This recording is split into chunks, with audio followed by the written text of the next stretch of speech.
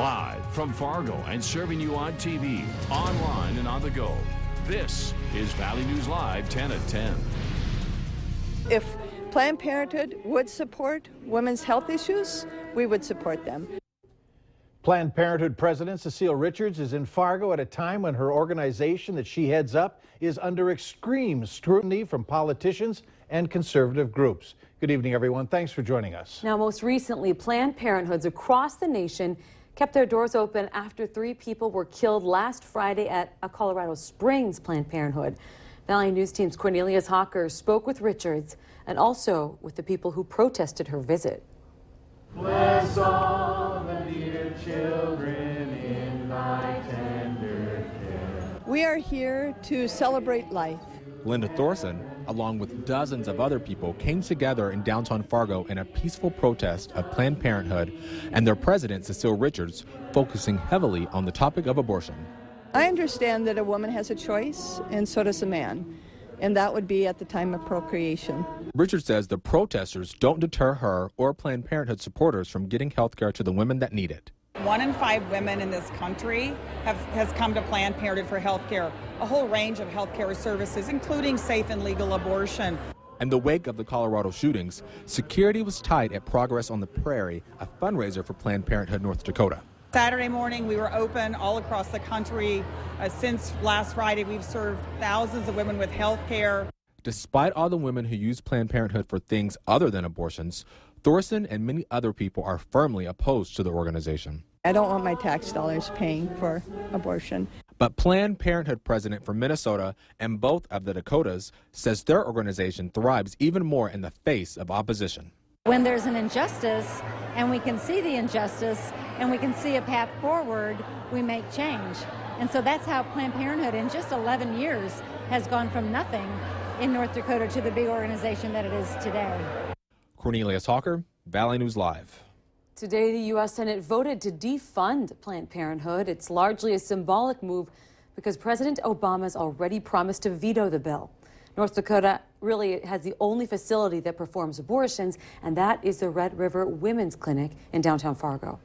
Police say the 2 people in yesterday's mass shooting had been planning for weeks, if not months. On their bodies and in their car, they had 1,600 rounds of ammunition. As investigators searched the couple's home in San Bernardino, California, they found more ammo and at least 12 pipe bombs and the tools to make improvised explosive devices. They attempted to use one of those pipe bombs during their attack at the Inland Regional Center, but it didn't work. 14 people were killed, more than 20 wounded. The FBI is now investigating whether this was a terrorist-related act. The high-profile death of a Wahpeton, North Dakota college student will get national attention Sunday night. Producers for 60 Minutes tell Valley News Live they'll profile the Andrew Sadek case in a story that looks at the world of drug informants.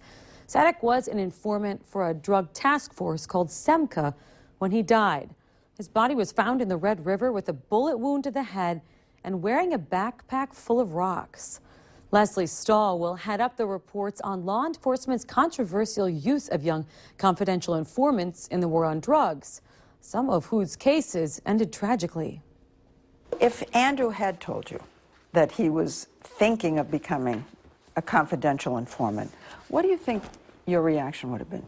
Oh, we'd have gotten him a lawyer and told him no. We've never heard of such a thing, using college students for snitches or whatever you want to call them, stool pigeons, or I don't know, what do you call them, Now, the 2-part episode will air exclusively Sunday on KX4 in the Fargo-Moorhead Market. Still no sign of 2 missing teenagers. Police are asking for your help in finding 16-year-old Angie White Lightning and 13-year-old Destiny Norquay. Both were last seen on November 28th. Both girls have brown hair and brown eyes. Angie was last seen wearing possibly a red shirt and black pants. No word on what Destiny was wearing. Contact police if you have any information. Police found a huge pile of stolen property and in a Fargo apartment building that they say were things reported missing from garages and vehicles in the past month. Carlos Seisler and Adriana Boatwright are behind bars facing a long list of charges, including stolen property and credit cards. Police say the 2 were stealing to fuel a drug habit, which were also found in the apartment. We see it quite frequently, and it's probably becoming more and more frequent, where when we have these property crimes, a lot of times drugs are the underlying reason that they're out stealing stuff. Police say the amount of stolen property they found during the recent arrest there might be more people facing charges as well. A Minnesota mother says it'll be hard to trust her son's school and with his medicine after they told her it was stolen, then found that it was misplaced. Karen Knutsen's 10-year-old son attends the Dilworth-Glendon-Felton School District and was notified by a Clay County Sheriff's deputy Wednesday that his ADHD medicine was missing. The medicine is a Class 2 controlled substance, meaning it has a higher risk for drug abuse. Knutsen says she wants to see the district consider stricter policies, especially with addictive drugs. They should have a book or a log that states, like a double check or something every single day account of how much medicine they have on hand, and it should be kept in a binder or something. DGF superintendent says school staff follow state law and the drugs are in a locked room in a locked cabinet. Today, some local U.S. senators passed legislation on a roughly $300 billion transportation bill. It would inject money into the nation's deteriorated highways and other infrastructure. North Dakota State Senator John Hoeven says the agreement would provide some long-term certainty for states. It's a 5-year bill, so it's a long-term bill. It's fully paid for all 5 years. We do it without raising taxes. The formula is good for North Dakota. It's good. We'll get more funding than we have before. Now, the bill is thousands of pages long, which has left some questioning the process in which state senators go through and U.S. senators, rather, to fully understand the bill. Now, here is what Minnesota Senator Amy Klobuchar had to say. I have a full-time staff person who also is an expert on the bill.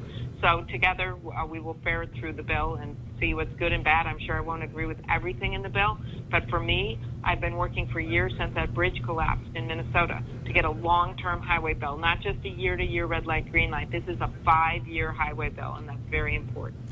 Klobuchar says this will allocate more than $100 million for Minnesota highways, railroads, and bridges. The bill now goes to the president's desk.